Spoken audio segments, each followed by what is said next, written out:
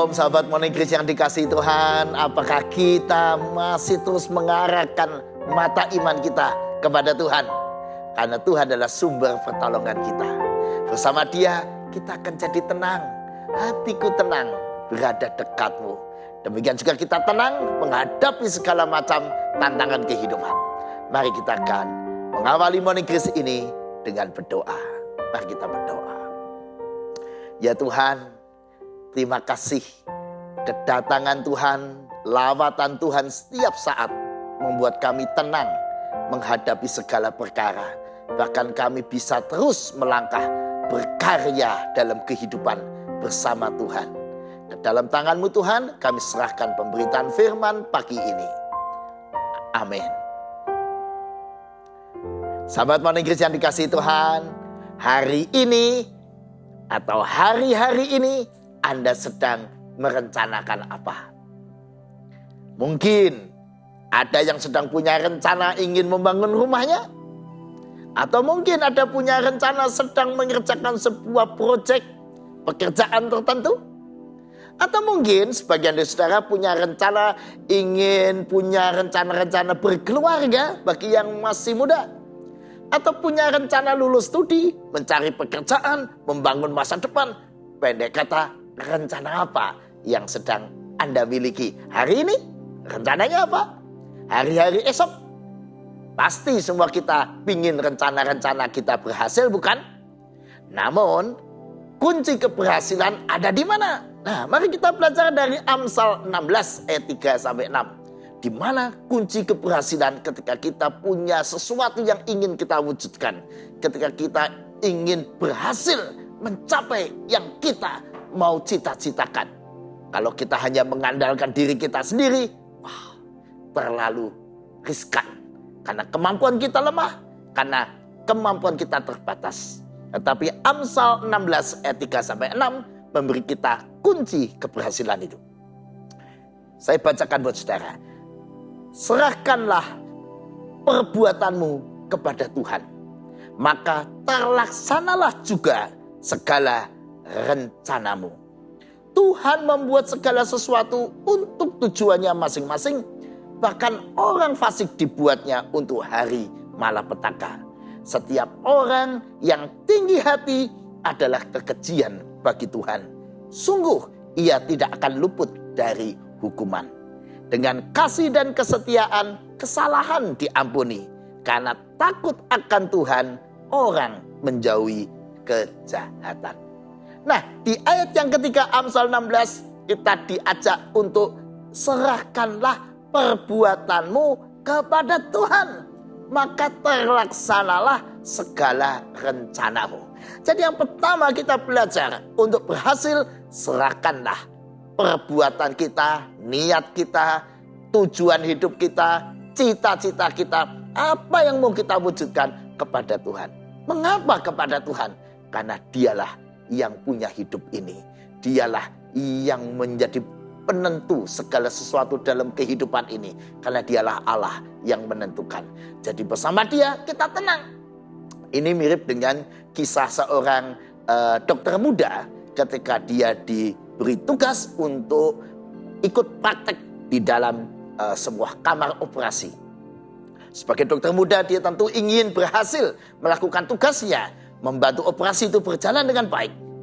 Tentu saja pertanyaan pertama yang ketika dia mau memulai tugasnya di kamar operasi, dia bertanya kepada orang yang ada di sana, siapa dokter senior yang akan mendampinginya.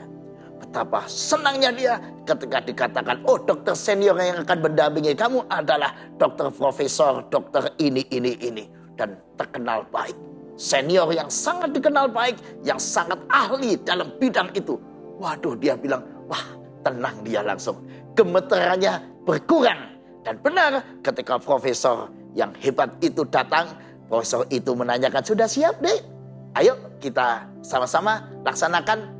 Lalu mereka berdoa bersama dan mereka memulai mengoperasi seseorang. Dokter muda itu dituntun oleh profesor itu. Wah, semuanya jadi serba mudah, lancar. Sekalipun ya tentu ada banyak tantangan. Namun karena yang mendampingi seorang profesor yang sangat ahli dan orangnya baik, dia mendapatkan pengarahan yang bagus. Dia menjadi berhasil. Nah sejak itu dia berkata pada teman-temannya, waduh enak banget ya kalau kita melakukan operasi, ada senior yang baik dan terampil, kita jadi tenang, gak takut salah, gak takut begini begitu dan seterusnya. Sudah dikasih Tuhan, kalau saudara dan saya hari ini membangun rumah juga, betapa tenangnya kita kalau yang mendampingi pembangunan kita adalah seorang arsitek, seorang ahli bangunan yang hebat. Kita nggak takut salah membangun. Kalau kita punya tujuan ke depan, betapa tenangnya kita kalau kita ditemani oleh Allah yang punya hidup ini, yang bisa menentukan segala sesuatu. Betapa tenangnya mengandalkan Dia. Yang pertama. Yang kedua, pertanyaannya, apa yang mau kita kerjakan dalam hidup ini? Dan yang menarik, di ayat yang keempat, Tuhan membuat segala sesuatu untuk tujuannya masing-masing.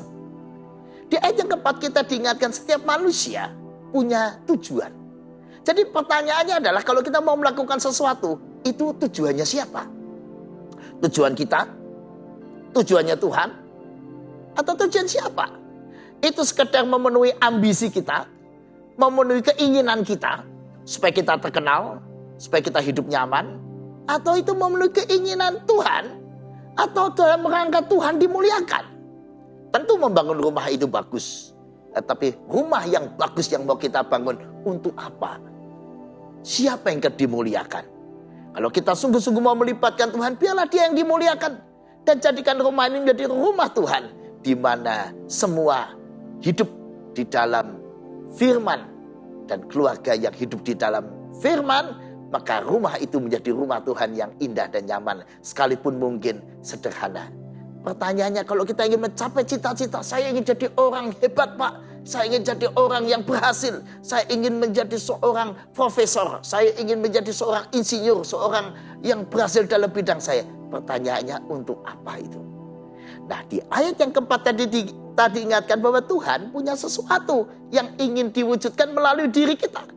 Ketika kita lahir, Tuhan punya rencana untuk apa kita? Pertanyaan saya, apakah rencana Tuhan sudah terjadi dalam hidup saudara dan saya?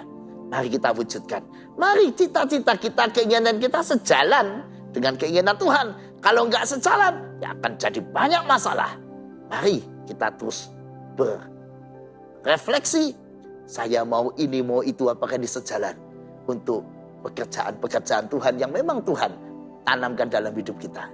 Yang ketiga saudara, setiap orang yang tinggi hati adalah kekejian bagi Tuhan. Sungguh ia tidak luput dari hukuman. Nah ini kita diingatkan tentang yang ketiga, tentang cara mencapai tujuan. Tujuan kita ini mau kita capai dengan cara bagaimana? Kalau kita dengan kesombongan kita, ketinggian kita, kita merasa kita bisa, merasa kita mampu sendiri dan sebagainya. Kesombongan awal kejatuhan. Karena itu Mazmur 37 ayat 11 mengingatkan kita. Tetapi orang-orang yang rendah hati akan mewarisi negeri dan bergembira karena kesejahteraan yang melimpah-limpah. Lawan dari kesombongan adalah rendah hati. Kalau kita melakukan segala keinginan kita dengan ketinggian hati, yang terjadi adalah tadi bencana, masalah, banyak konflik dengan orang lain. Tujuannya bukan tercapai, malah tujuan kita bisa banyak persoalan. Nah, tetapi kalau kita melakukannya dengan rendah hati, kita justru akan mewarisi negeri, kita akan menerima berkat yang melimpah-limpah seperti dikatakan dalam Mazmur 37 ayat 11 tadi. Nah, karena itu di ayat yang ke-6 kita diingatkan, apapun tujuan kita, apapun yang mau kita raih, ingat resep penting ini. Ayat yang ke-6, dengan kasih dan kesetiaan. Kalau kita melakukan segala sesuatu dengan kasih dan kesetiaan kepada Tuhan, kasih dan kesetiaan kepada pasangan kita, kasih dan kesetiaan pada sesama kita, dengan kasih dan setia sesuatu kita kerjakan, maka apa yang kita kerjakan ya akan berhasil. Karena kita kerjakan dengan rendah hati, dengan setia, dengan sungguh-sungguh, sambil terus berserah pada Tuhan. Yang kedua, melakukannya sejalan dengan rencana dan mau Tuhan. Yang ketiga, dengan cara yang benar, di mana Tuhan dimuliakan dengan hati yang penuh kerendahan hati dan tidak sombong. Nah, kalau itu yang kita lakukan saudara, kita akan mencapai kehidupan yang indah, Ada pepatah mengatakan demikian, mencapai sukses tanpa melukai, mencapai berhasil tanpa melukai orang lain. Karena banyak orang mencapai sukses, caranya adalah dengan melukai orang lain. Kalau dia begitu sukses, dia sombong, tinggi hati, maka dia sendiri terluka dan banyak orang yang terluka. Mari kita mencapai sukses, mencapai tujuan kita, melakukan banyak karya di dunia ini tanpa melukai orang lain.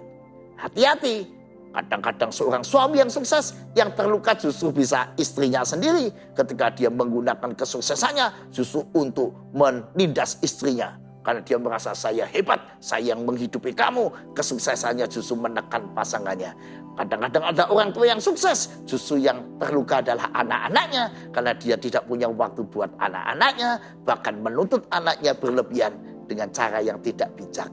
Banyak orang yang sukses, tapi menimbulkan luka, menimbulkan masalah. Kenapa? Karena dia tidak mengiringi kesuksesannya dengan catatan Amsal tadi. Tidak dengan melibatkan Tuhan dalam mencapai sukses. Kedua, tidak sejalan dengan rencana Allah. Yang ketiga, tidak dengan kerendahan hati. Tidak dengan cinta yang besar dan kesetiaan. Kalau kita lakukan itu, maka kita akan mencapai tujuan kita dengan bersama Tuhan. Dengan cara yang benar, kita akan membahagiakan banyak orang.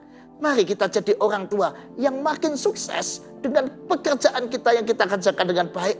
Dengan membuat suami kita, istri kita, anak-anak kita bahagia. Menikmati kehidupan yang makin bermutu. Makin sukses hubungannya dengan Tuhan makin bermutu. Makin sukses hubungan suami istri makin bermutu. Makin sukses makin bermutu hubungan orang tua dan anak-anak. Nah, itulah kesuksesan yang berarti, yang benar, yang betul-betul pantas dinikmati.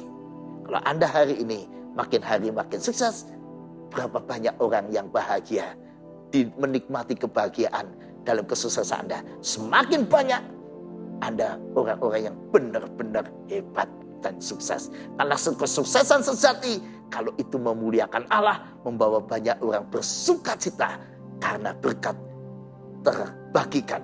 Karena mereka menikmati berkat dalam kesuksesan tiap-tiap kita. Mari saudara, jadikan hari ini hari-hari sukses. Pagi ini ucapan kita ialah memuliakan Allah, membahagiakan orang lain, dan terus maju dengan segala rencana kita. Orang percaya boleh punya tujuan, orang percaya boleh punya semangat untuk melakukan banyak hal. Ayo kerjakan, asal jangan lupa Amsal 16 ayat 3-6. Libatkan Tuhan, maka hatimu akan tenang. Bersama Dia maju terus. Tuhan memberkati. Mari kita berdoa. Ya Tuhan, kami bersyukur karena hidup kami boleh memiliki cita-cita untuk kami wujudkan. Karena kami boleh hidup memiliki hal-hal yang ingin kami wujudkan. Namun tolonglah kami supaya yang kami inginkan itu sejalan dengan kehendak Tuhan. Biarlah yang kami lakukan itu dengan cara yang tepat seperti yang Tuhan inginkan. Terima kasih Tuhan, di dalam tangan-Mu kami serahkan segala perjuangan kami untuk mencapai cita-cita kami, tujuan-tujuan hidup kami. Amin. Sahabat Morning Grace, makin tenang, terus maju berkarya bersama Tuhan. Tuhanlah jawaban segala pergumulan hidup kita. Amin.